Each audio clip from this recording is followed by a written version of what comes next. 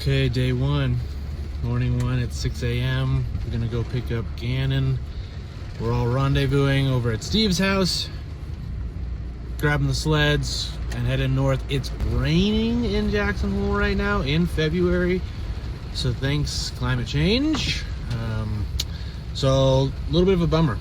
Yeah, the stoke for getting on a snowmobile all day today is not super high, but it will be snowing up in Yellowstone versus raining down here, so at least we can deal with that.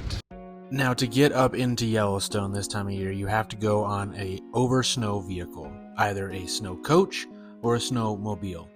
We were lucky enough that we secured actually a very rare thing, which is called a non-guided snowmobile permit. They allow one of these permits per Yellowstone entrance per day, and we were able to secure one for this year. So that is how we are traveling into Yellowstone National Park. But first, we had to rent snowmobiles from Leisure Sports down here in Jackson Hole. Great shop. We loaded up sleds, hauled them up to a place called Flagg Ranch, which is as far north as you can drive just before the southern boundary of Yellowstone National Park. We got our sleds unloaded, as you can see here, and we were ready to start our journey into Yellowstone. Okay, we're on our snowmobile. Ben is driving. I don't know who put me in charge. Other folks are doing one more lap. Here we go. We hit this south entrance, and looking north, it looked like we were surely in for a big adventure. Heavy snows, but also quite warm. That's a troubling thing when you're on a snowmobile, because it also means that snow coaches are ahead of you. Snow coaches weigh quite a bit more than a snowmobile, so they are going to create these big grooves, trenches in our path that we're going to have to navigate as we get up into Yellowstone. As you can see here, the roads are plowed, but you can also see as the snowmobile ahead of us, we're having to dip and weave in between these grooves, decide which one we want to go on. But we were having a blast because the scenery is just incredible. We passed this amazing canyon called the Lewis River Canyon, named after that dynamic duo of Lewis and Clark. This is a place that I have driven past thousands of times, and only a few times have I ever visited here in the winter, so it was such a treat to be able to see this big, beautiful canyon all covered in feet and feet and feet of snow.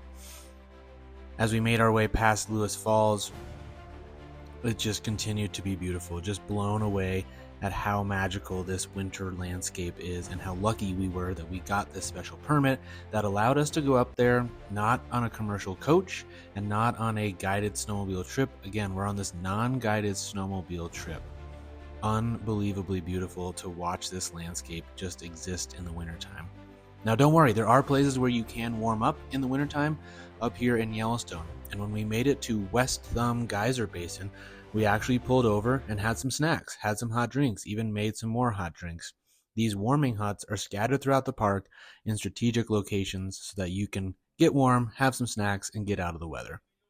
Now, West Thumb is also home to the West Thumb Geyser Basin, so we took some time to go explore the Geyser Basin. We were walking around in our big, heavy snowmobile suits, walking on the boardwalk. Yes, these are boardwalks we're walking on, and the handrails are about up to maybe halfway up our shins because there is so much snow up at these locations during the winter. The bonus part about all this is that there are no people, for the most part. There are some snow coach trips coming up from the south entrance, and there are also some trips, snowmobile trips that are coming up from the south entrance as well. But again, such a treat to be able to witness these places in the wintertime. Notice, however, that the geothermal ground that is warm is actually not being impacted, or I should say the snow is not staying on these areas. This is the bottom of Black Pool, a very famous pool in Yellowstone. You can see that turquoise blue color. All of the thermophiles actually turn a little bit darker in the wintertime as compared to the summer, but still amazing to witness. We just got done checking out Black Pool and Abyss Pool. Yellowstone Lake behind us just looks like this crazy abyss.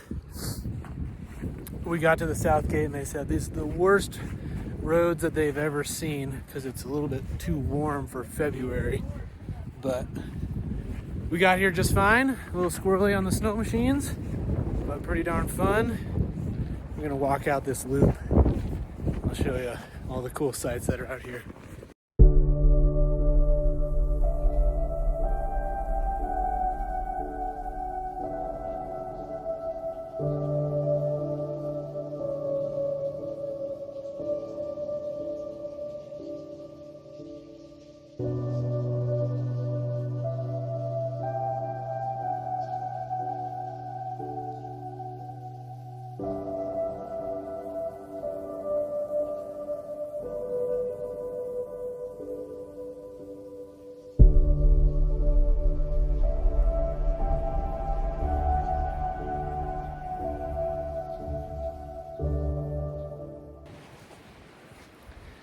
Okay, headed back to snowmobile time. One last look at West Thumb. We're the only ones here. Literally the only ones here. It's so cool to see Yellowstone in the wintertime with nobody else. Okay, West Thumb done. Back on the snowmobiles, going over Craig Pass. Big pass to get over towards Old Faithful. Here we go. Whoa.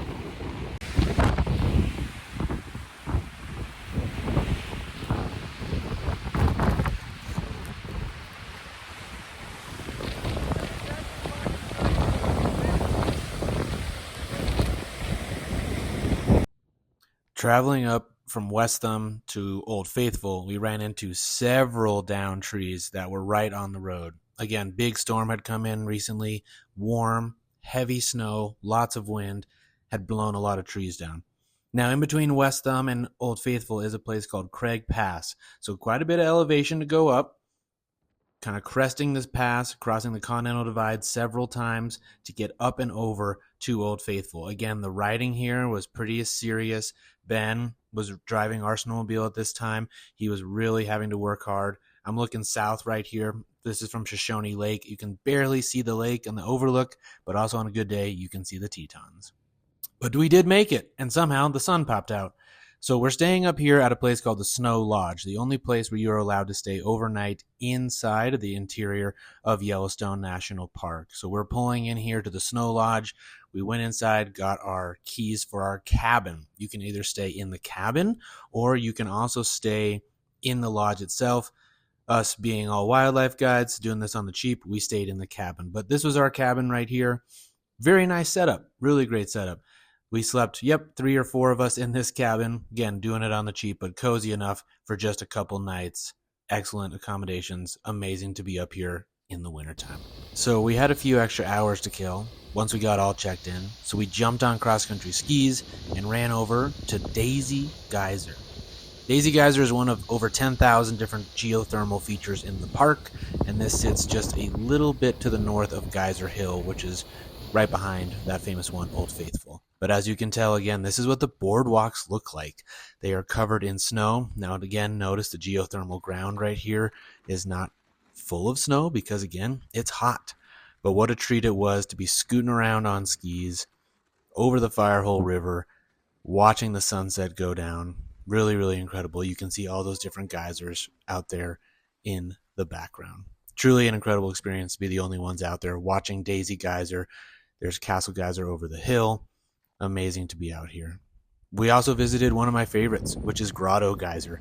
Again, a little bit further downstream, a little bit to the north, but the views just kind of kept on coming, and we ran all the daylight out until we were the last ones out there, and we decided, hey, we probably need to go get some dinner at the Obsidian Grill room in the Snow Lodge, so we called it a night to go get warm.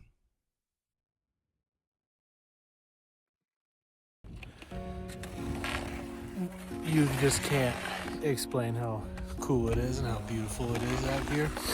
These clouds are just going off behind us. Look at those.